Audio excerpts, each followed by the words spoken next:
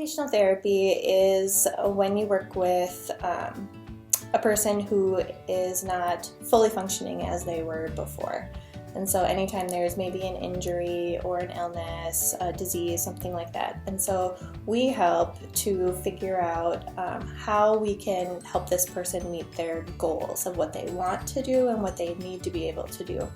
And so sometimes that's leisure, but a lot of times it's, your day-to-day things. So getting dressed, using the bathroom. I mean, you have a stroke and you lose the ability to use your right hand as you once did.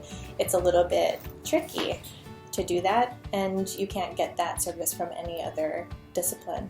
And so we come up with ways that you can do that, but also ways to rehabilitate those areas.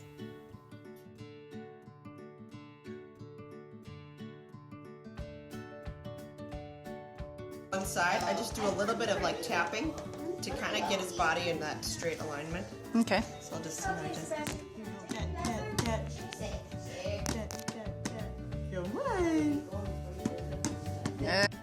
And so when you say occupational therapy, they're like, oh yeah, well, we've had physical therapy before. We've had that done. And a lot of times they haven't had an OT in the home. So explaining what that is and how that could benefit them. A lot of times when I work with families in the home, it's maybe home modifications to help that person be a little bit safer. Or maybe there's some things that the person with dementia isn't able to do anymore, and so problem solve different utensils that they can be using during mealtime, just different ways that the person can be more independent, so that they feel more competent and less frustrated with their limitations. About PT or speech therapy, something like that. I think the benefit that OT has over especially PT is that we really think about cognition, whereas a PT doesn't. They're looking. You side sit, Bo.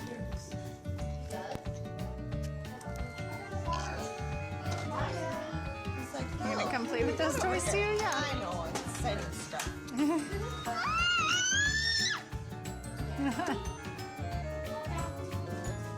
That's probably an easy one, because if a person has very low independence level, we have a lot of room for improvement.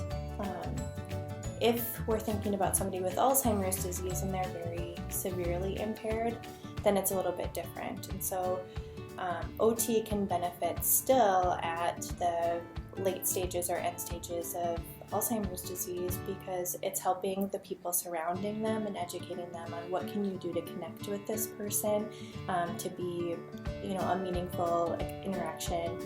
What are some activities that you can do that are purposeful and meaningful for that person, because it's still important to do even